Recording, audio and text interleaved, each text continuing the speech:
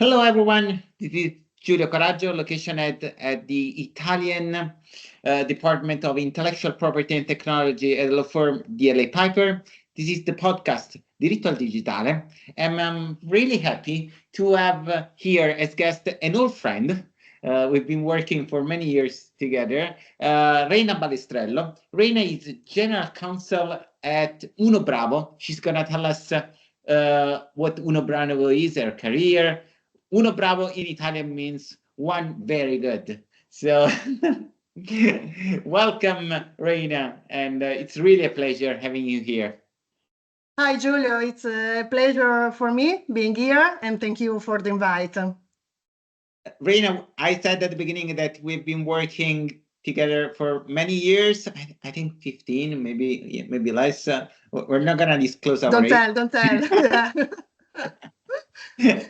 So, can you tell us a bit of the journey of your career? Because you've been in different markets, always a bit regulated, unregulated. Tell us a bit of your journey. Yes, Giulio, you are absolutely right. My career path was strange, let me say, because I started my career as a criminal lawyer in a first-tier law firm here in Milan. And after completing my legal training, I wanted to try something different, a different path that we can say that would allow me to be closer to the decision I was helping companies make. And so I joined my first company. It wasn't easy because I entered an international company that was named Buongiorno, and with my very traditional background was really a challenge. Buongiorno was a large multinational corporate that never lost the characteristic of the startup it had started as. It took hard work on my side and a lot of commitment, but I fell in love with the company journey. From there, my subsequent companies had always a common aspect. We can say they were always a startup in an evolution or a scale-up phase with international ambitions.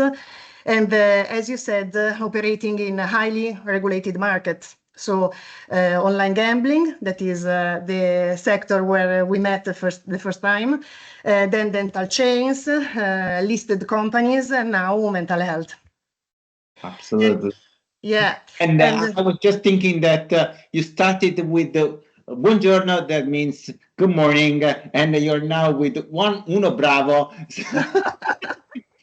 I love jokes. Very good. So even the name of the companies puts you in a good mood. Yes, you are right. I've never thought about that, but you are absolutely right. Yes. Is there something you mentioned that you've been in companies with, well, in the face of international expansion, but always with a startup attitude? It is something that what is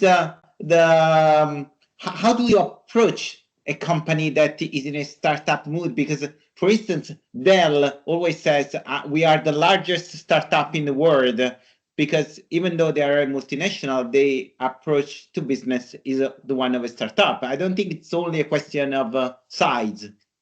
What do you think? Yes, I agree. Indeed, my role often in this company comes at a time of transformation, when they are experiencing a strong growth and they are approaching the next step with the entry of new capitals. So this growth comes with the need of consolidation, formalization processes, but the big challenge, as you said, is to do all this on a moving train that cannot stop. So you have to seek solutions that are innovative and especially scalable in other countries as well, in the fastest way possible, maybe for yesterday. And this is the crucial point of the role in such a company. Yeah, really, really interesting. I do believe that a startup attitude is an attitude that bring the company to grow, to save on resources. I always think that too many resources lead to wasting these resources rather than exploiting them properly. But just a step back, Reina, can you tell us a bit about what Unobravo is? Because it is really interesting, and I think it has very much potentials here in the current historical situation. No, you are right. Maybe it's one of the most interesting sector and growing sector in the last years. So Unobravo is a company operating in the mental health sector. Its founder is a psychologist, and this aspect, without doubts, permeates the company and represents its essence. This is something that you can experience every day in Unobravo, in the care and attention given to our patients and the psychologists who work with us. Every action or decision are made keeping these crucial drivers in mind, so the patients and the psychologists.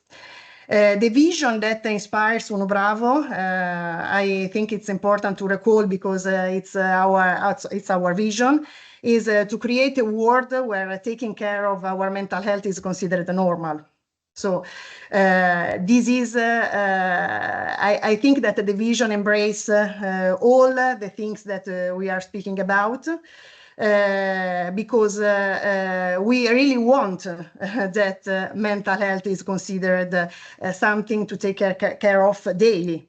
And in this journey, technology has certainly played and continues to play a fundamental role. Yeah.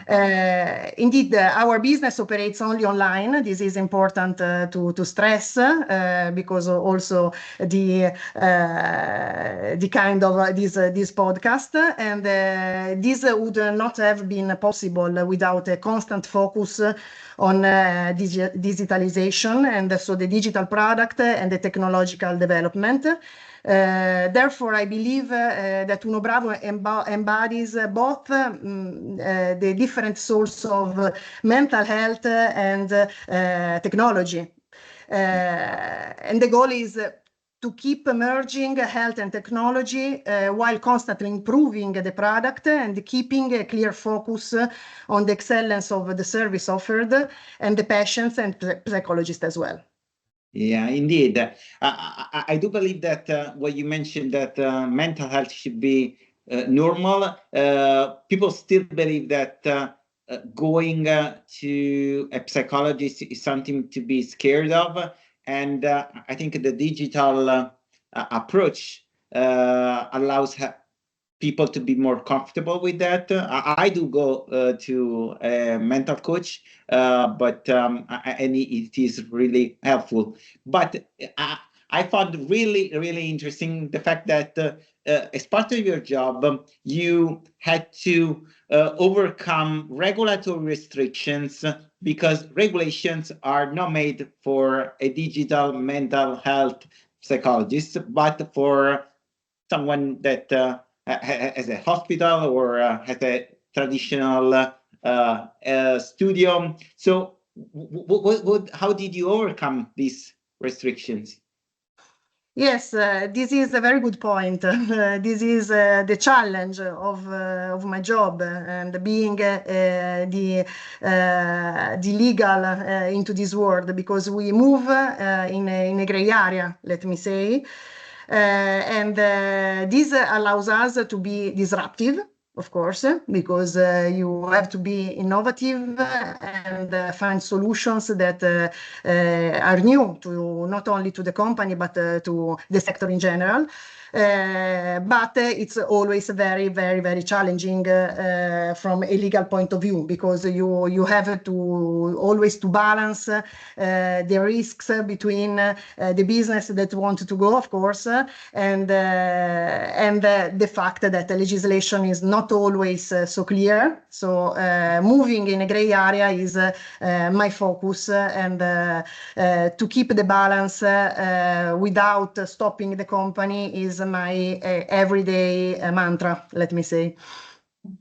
Absolutely. But do you think that the pandemic, in a way, encouraged even regulators to find an innovative approach to set to challenge the status quo? Because before maybe the pandemic, it was kind of awkward that I would have a doctor on the other side of the screen. Yes, I believe that they encourage, of course. On the other hand, the legislation is always slow. So technology is much more faster, solutions are much more faster, and so it's impossible to have them proceeding in parallel. So always you have to, of course, if there are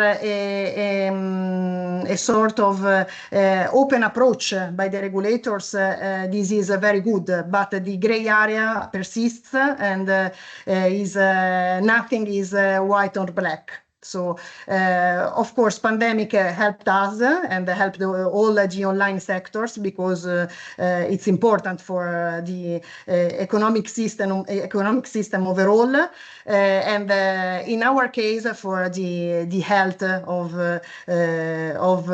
the citizens. So we are very proud to have helped during that phase, but it was just the starting point, let me say, because our journey has been very, very interesting. We are growing a lot, and this encourages us to be sure that we are on the good path, and we are helping people, because this is something that we must never forget. Our mission is to help people in this mental journey, and this is something that we really believe in.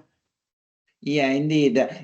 Reina, here is a tricky question. You saw the release of the latest version of GPT-4 that is able to kind of interact with the humans, and I went thought that there would be a new frontier of mental support. At the same time, it's a bit scary because you don't control what the machine is going to tell you, your kids, whoever is in a difficult situation. Do you see this? Do you see AI as a threat for your business, as a sport? I don't know. That's very tricky. Very tricky, Giulio. Very tricky. No, as a company, we are looking at this new technology with great interest and attention, of course. Innovation and technology, we saw and we spoke about, is in our DNA. So everyone in the company is approaching this new world with a very proactive approach. As a legal professional, I see the challenges that lie ahead this new world, as every one of us.